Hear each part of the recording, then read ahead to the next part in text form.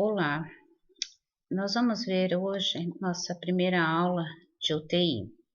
Nós vamos falar um pouco a respeito, é, dos profissionais que trabalham da unidade de terapia intensiva e os pacientes que eles normalmente vão ficar internados nessa unidade e os equipamentos que é utilizado que a gente chama de unidade do paciente. Aqui eu vou disponibilizar, que aqui nós temos várias configurações de UTI, mas normalmente as configurações que devem ser utilizadas é onde do posto de enfermagem você consegue verificar ou olhar, ter a visualização de todos os leitos, Pode ser feitas dessa forma, com o posto de enfermagem central, onde de todos os ângulos você consegue ver os pacientes também. E a cada unidade do paciente é relativamente esta, onde tem a cama, os gases, ventilador, monitor, mesinhas, e também as escadinhas, mas as escadinhas na UTI não é tão utilizada, tá? Então, esse é o leito do paciente. E também, o suporte de soro, onde ficam o quê? As bombas de infusão também. Nós temos, a unidade de terapia intensiva, ela foi criada a partir da evolução das salas de recuperação pós-anestésica, mais ou menos na década de 20, Para pacientes que foi submetido a neurocirurgia, num dos hospitais nos Estados Unidos, e ela foi criada em 1926 em Boston, que é pelo Dr. Walter, Então, toda aquela parte, que foi a recuperação pós-anestésica, deu a indicação para criar as unidades de terapia intensiva.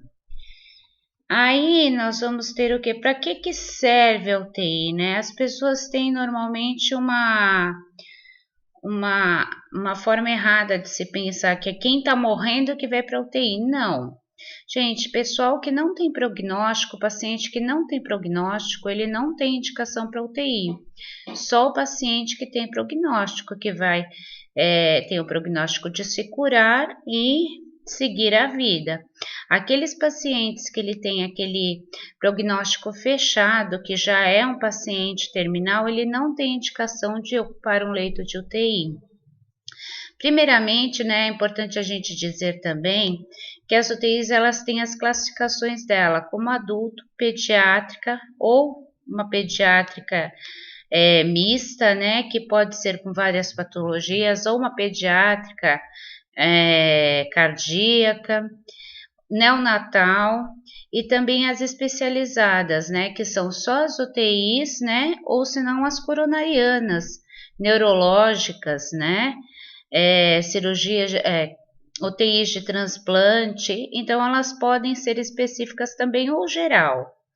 É um local destinado, ao suporte avançado de vida. Por quê? Porque a gente tem profissionais adequados, capacitados e temos também todo o material, todos os aparelhos à disposição para poder ter esse suporte avançado de vida do paciente.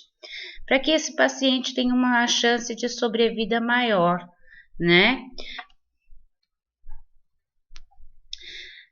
Não é muito raro, o cotidiano, em nosso cotidiano profissional e acadêmico, diversos pacientes fora desses critérios, por exemplo, pacientes, quando a gente tem tá dentro de uma UTI, que o paciente ele está hospitalizado, que ele pode ser o quê? Um paciente crônico e sem qualquer prognóstico, ou sem mais nenhuma condição terapêutica, ele só está ali esperando realmente,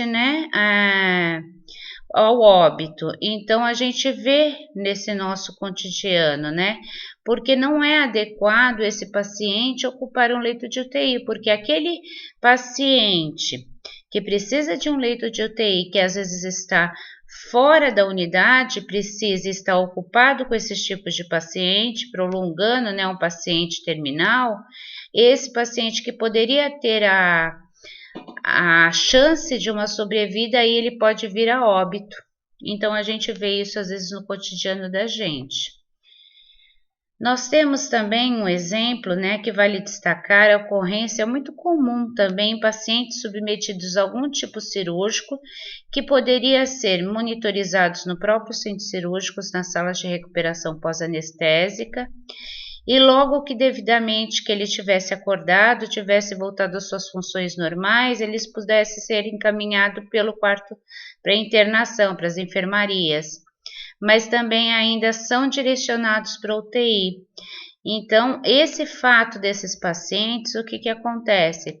Pode aumentar o tempo de internação deles, tá? E colocar em risco para infecção, já que a unidade de terapia intensiva é um ambiente fechado com alta complexidade também, né? E de contaminação.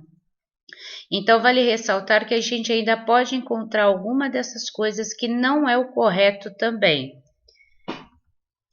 Outro fato também é a ocupação de leitos de UTI para pacientes ilegíveis. O que a gente chama de ilegíveis, né? É pela falta de disponibilidade de leitos comuns.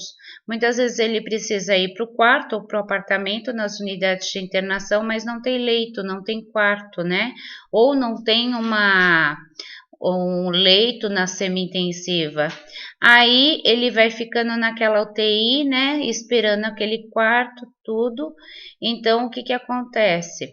Eles acabam geralmente, né, às vezes agravando sua situação de saúde, pode levar até a morte de pessoas que precisam também de uma UTI, porque está esperando a UTI num outro lugar e ele não sai, né? Porque a gente tem muitos pacientes que na unidade de internação tem uma parada cardiorrespiratória e necessita de uma UTI, enquanto esse outro está ocupando UTI também. Nós temos como os cuidados intensivos, tá? É um local que é UTI, dotado de muita tecnologia e condição para diversas intervenções, inclusive a de alta complexidade, tá? Bem como a presença de profissionais de várias áreas da saúde, como formação em cuidados críticos, que é cuidados o quê? Intensivos, né? São preparados pela instituição de medidas de suporte avançado de vida, a qualquer momento, nas 24 horas, pois a UTI ela nunca vai parar. Quem tem a doce ilusão que vai trabalhar na UTI porque vai ficar com 1 ou 2 pacientes e vai ficar parado ali, às vezes você tem um paciente no plantão e você não consegue parar 1 minuto, que aquele paciente tem várias complicações, vários altos e baixos, né? Trocas de medicação, trocas de drogas vasoativas, procedimentos e tudo mais. Todos estão sempre alertas, tá, aos sinais e sintomas de gravidades rápidas e para uma assertiva intervenções também. Por isso que eu falei que você tem que sempre ter um posto de enfermagem, o quê? Para poder verificar aquele leito do paciente. Nós temos também aqui os cuidados intensivos, tá? As grandes diferenças entre unidade de internação comum e uma UTI, que destaca o quê? A monitorização hemodinâmica invasiva ou não invasiva, porque numa unidade de internação você não tem uma monitorização invasiva e não invasiva, você não tem um monitor cardíaco ligado naquele paciente 24 horas, né? Então, a gente tem essa outra característica também. E os profissionais com uma qualificação diferenciada, quer dizer, são diferenciados porque eles são treinados a trabalhar naquela área crítica e uma alta performance disponível também. Os cuidados também são muito abrangentes, tá? Destaca o quê?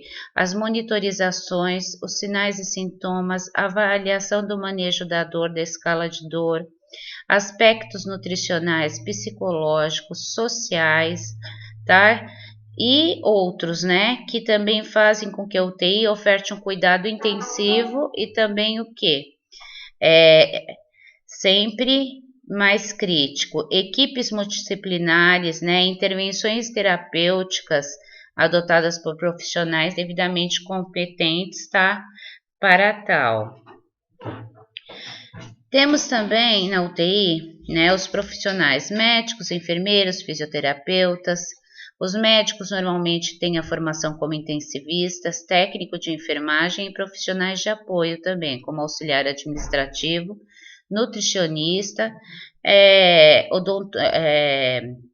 dentistas, ou se não, bucomaxilo para os traumas, psicólogos, assistente social, farmacêuticos, bioquímicos. Então, ainda permite na UTI, tá, acessos religiosos para atender os pacientes a pedido deles mesmos, também ou da própria família.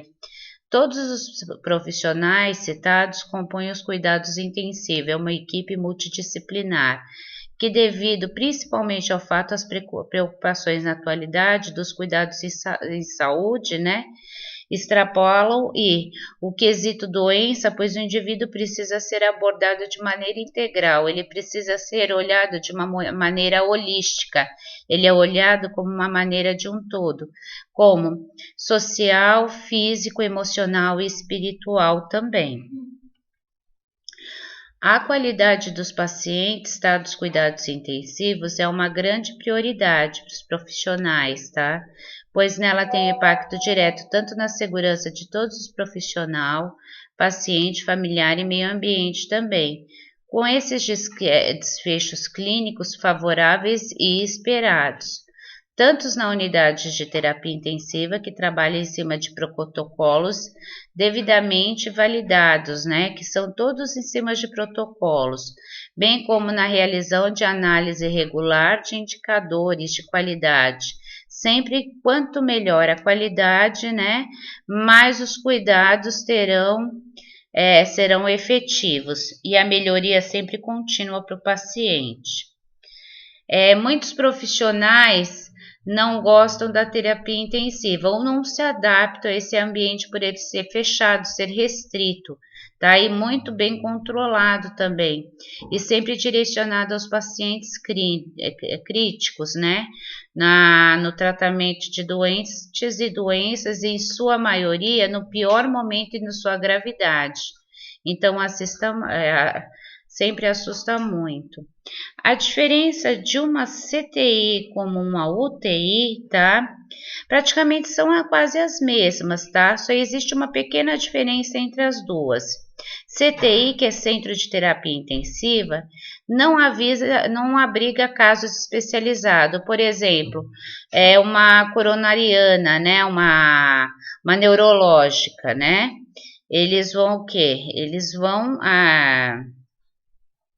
Eles vão abrigar casos mais distintos.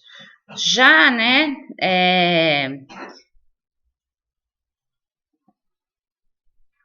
já a UTI, ela abriga, né, ela pode ser uma UTI coronariana, uma UTI neurológica, né, que é uma unidade de terapia intensiva cardiológica, uma unidade de terapia intensiva para transplante também.